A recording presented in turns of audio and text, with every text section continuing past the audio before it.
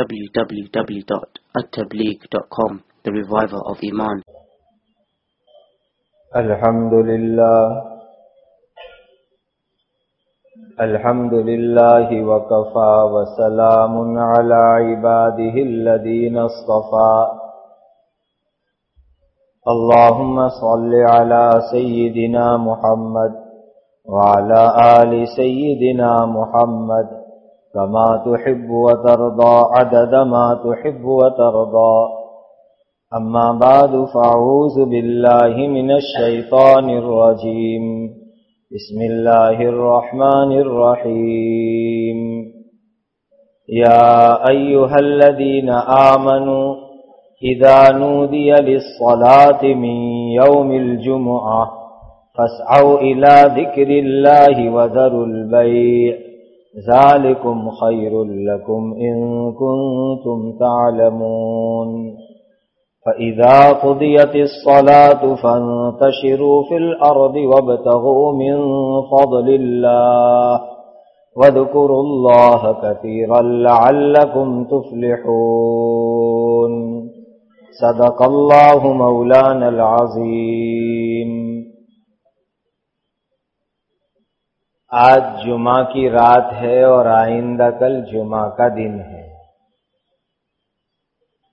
حدیث پاک میں جمعہ کی رات کو روشن رات کہا گیا ہے اور جمعہ کے دن کو روشن دن کہا گیا ہے.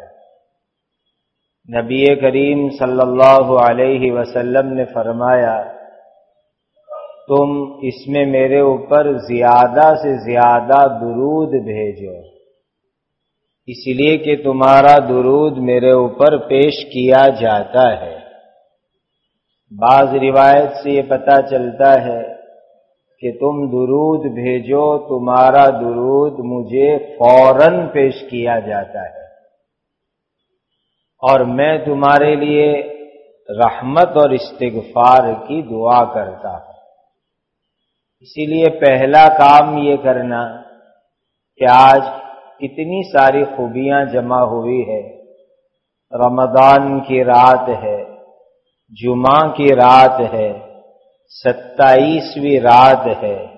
ان تمام خوبیوں کو ایک ساتھ ہمارے لیے اللہ کی طرف سے جمع کیا گیا ہے.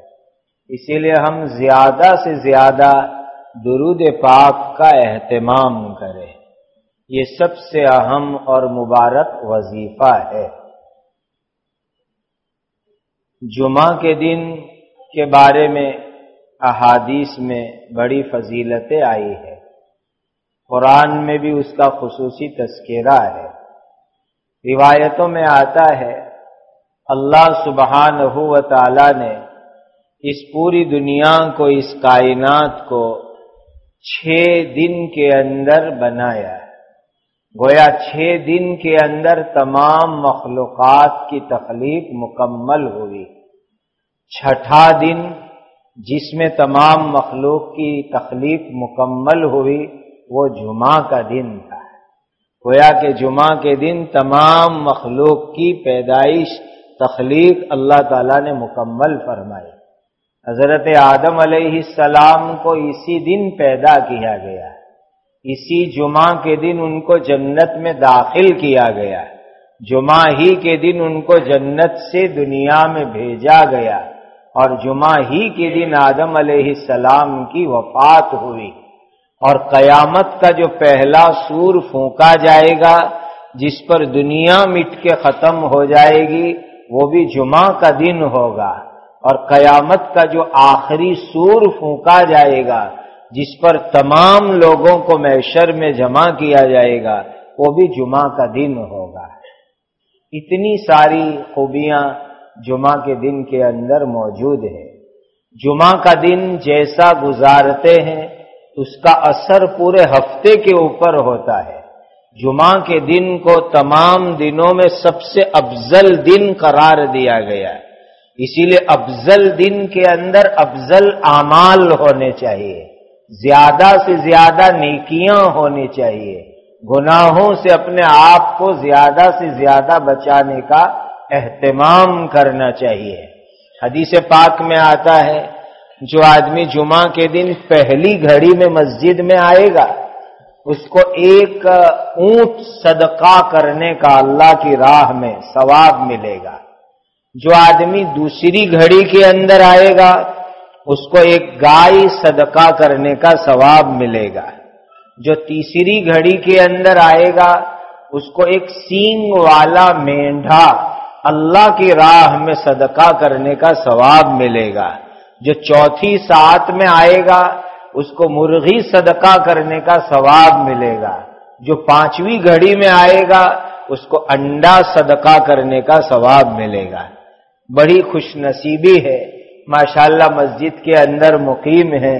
یہ فضیلت حاصل کرنے کا بڑا قیمتی سنہرا موقع ہے. رمضان کے بعد بھی اس کا اہتمام کرو کہ کم سے کم جمعہ کے دن جلدی سے جلدی مسجد کے اندر پہنچنے کی عادت بنا لے. جمعہ کے دن اور بھی بہت ساری خصوصی سنتیں ہیں. بخاری شریف کی حدیث کے اندر موجود ہے نبی کریم صلی اللہ علیہ وسلم جمعہ کے دن فجر کی نماز میں پہلی رکعت میں سورہ الف لام میم سجدہ اور دوسری رکعت میں سورہ دہر کی تلاوت فرماتے تھے. یہاں اکثر علماء کا مجمع ہے. اہتمام کرے اپنی اپنی جگہوں کے اوپر جا کر کے بھی کہ جمعہ کے دن اپنی مسجدوں کے اندر چاہے مدرسے کی مسجد ہو چاہے بستی کی مسجد ہو فجر کے اندر مسنون قرات کا اہتمام کروانا چاہیے. اگر خود امامت کرا رہے ہیں تو اس کی پابندی کریں ورنہ محلے کے امام صاحب کا جمعرات سے ہی ذہن بنائیں کہ کل جمعہ ہے اور ہم کو اس سنت کی رات کو آپ پڑھے تو بڑی فضیلت ہوگی. جمعہ کی نماز کے سلسلے میں ایک روایت کے اندر یہ آیا کہ نبی کریم صلی اللہ علیہ وسلم پہلی رکعت میں سورہ سبح اسم ربک الاعلی دوسری رکعت میں سورہ غاشیہ کی تلاوت فرماتے تھے. دوسری روایتوں سے پتہ چلتا ہے کہ سورہ جمعہ اور سورہ منافقون کی تلاوت فرماتے تھے. اسی لیے جمعہ کی نماز کے اندر بھی مسنون قرات کا خصوصی اہتمام ہونا چاہیے. جمعہ کے دن غسل کرنا جمعہ کے دن کی نیت سے نماز کی نیت سے. ابھی تو اعتکاف کے اندر ہے. رمضان کے بعد اس سنت کا خصوصی اہتمام کیا جائے. مسواک کرنا بھی چاہیے خاص جمعہ کی نیت سے اور اپنی خوشبو اچھی سے اچھی خوشبو جمعہ کے دن استعمال کی جائے اور جمعہ کے لیے اچھے کپڑے بھی پہنا جائے اور مسجد میں جلدی سے پہنچ کر کے صلاۃ التسبیح کا بھی اہتمام کرنا چاہیے. جمعہ کے دن ہمارے اکابر کا یہ معمول رہا کہ وہ صلاۃ التسبیح کا بھی اہتمام کرتے ہیں اور حدیث کے اندر بھی اس کی بڑی ترغیب اور فضیلت وارد ہوئی ہے. ایک حدیث کے اندر ارشاد فرمایا جو آدمی جمعہ کے دن سورہ کہف کی تلاوت کرے گا اللہ تعالیٰ ایک جمعہ سے دوسرے جمعہ تک ایک نور اس کے لیے روشن کر دیا جاتا ہے. ایک جمعہ سے دوسری جمعہ تک ایک نور اس کے لیے روشن ہو جاتا ہے. اسی لیے جمعہ کے دن سورہ کہف کی بھی تلاوت کا اہتمام کرنا چاہیے. ایسے بھی فتنوں کے زمانے کے اندر سورہ کہف کی تلاوت فتنوں سے حفاظت کا بہت بڑا ذریعہ ہے. بعض حدیث سے پتہ چلتا ہے سورہ کہف کی پہلی 10 آیت بعض روایت سے اخیری 10 آیت بعض روایت میں ابتدائی 3 آیت بعض روایت میں اخیری 3 آیت سورہ کہف کی جو آدمی زبانی یاد کر لے اللہ تعالیٰ دجال کے فتنے سے اس کی حفاظت فرماتے ہیں. ایک حدیث کے اندر آیا کہ جس کے پاس وسعت ہو گنجائش ہو وہ جمعہ کے لیے روزانہ کے عام کپڑوں کے علاوہ 2 کپڑے مخصوص کر لے. نبی کریم صلی اللہ علیہ وسلم کا بھی یہ عمل رہا ہے اور جمعہ کے دن سب سے اچھے کپڑے پہننے چاہیے. ایک حدیث کے اندر آیا کہ جو آدمی جمعہ کو غسل کرے جتنی ہو سکے پاکی حاصل کرے پھر تیل لگائے یا خوشبو ملے پھر نماز کے لیے جائے اور دو بیٹھے ہوئے آدمی کے درمیان میں تفریق نہ ڈالے۔ بعض لوگوں کا مزاج ہوتا ہے دیر سے آئیں گے اور بیچ میں گھس کر کے آگے آنے کی کوشش کریں گے، دوسروں کو بھی تکلیف پہنچاتے ہیں۔ ایک حدیث میں ہے کہ ایک شخص ایسی کوشش کر رہے تھے، نبی کریم صلی اللہ علیہ وسلم نے ان کو بٹھا دیا، وہیں بیٹھ جاؤ، تم نے لوگوں کو تکلیف دی۔ اسی لیے حدیث میں آیا اور دو بیٹھے ہوئے آدمی کے درمیان تفریق نہ ڈالے، اور جتنی مقدر ہو نماز ادا کرے، پھر جب امام نکلے تو خاموش رہے۔ اور ایک حدیث میں ہے کہ کوئی لغو کام نہ کرے تو اللہ تعالیٰ اس جمعہ سے آئندہ جمعہ تک کے گناہ معاف فرما دیں گے۔ کتنی بڑی فضیلت ہے، آسانی سے حاصل کر سکتے ہیں۔ ایک اور حدیث کے اندر ہے کہ جو آدمی جمعہ کے دن غسل کرے، اچھی طرح صبح سویرے اٹھ کر جلدی مسجد کی طرف آوے، امام کے قریب بیٹھے، خطبہ غور سے سنے، خاموش رہے، اور تو اللہ تعالیٰ گھر سے لے کر مسجد تک ہر قدم کے بدلے 1 سال کے روزے اور 1 سال کی عبادت کا ثواب عطا فرماتے ہیں۔ کتنی زبردست فضیلت ہے۔ بہرحال یہ جمعہ کا دن نہایت مبارک دن ہے، اسے اچھی طرح وصول کرنا چاہیے۔ کئی حدیثوں میں آیا جمعہ کے دن 1 گھڑی اللہ تعالیٰ کے یہاں دعا کی قبولیت کی ہوتی ہے۔ اب وہ گھڑی اللہ تعالیٰ نے جو ہے چھپا دی، جیسے شب قدر اللہ تعالیٰ نے چھپا دی، لیکن متعدد روایتوں سے پتہ چلتا ہے کہ عصر اور مغرب کے درمیان میں، اور اس میں بھی خاص کر کے دن کے آخری وقت میں، وہ ایک مقبول گھڑی ہوتی ہے جس میں بندہ اللہ تعالیٰ سے جو دعا کرتا ہے اللہ تعالیٰ کے یہاں وہ دعا قبول ہوتی ہے۔ اور درود پاک تو ہے، اللہم صلی علی محمد النبی الامی وعلی آلہ وسلم تسلیما۔ جمعہ کے دن عصر کی نماز کے بعد 80 مرتبہ پڑھنے والا یہ درود شریف، اس کا بھی اہتمام ہونا چاہیے۔ اور امام جب 2 خطبے کے درمیان میں بیٹھے اس وقت پر بھی دعائیں قبول ہوتی ہے، لیکن اس وقت دل کے اندر دعا کرے، اور خطبے سے پہلے بھی دعائیں قبول ہوتی ہے۔ یہ سب مقبول گھڑیاں ہیں جمعہ کے دن کی۔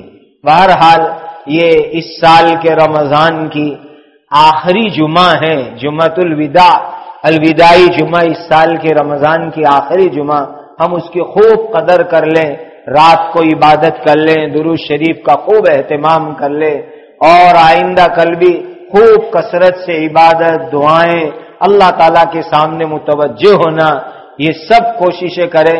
اللہ تعالیٰ ہم سب کو جمعہ کی برکتوں سے مالا مال فرمائیں، اور جمعہ کا خصوصیت کے ساتھ وصول کرنے کا اہتمام کرنے کی توفیق عطا فرمائیں۔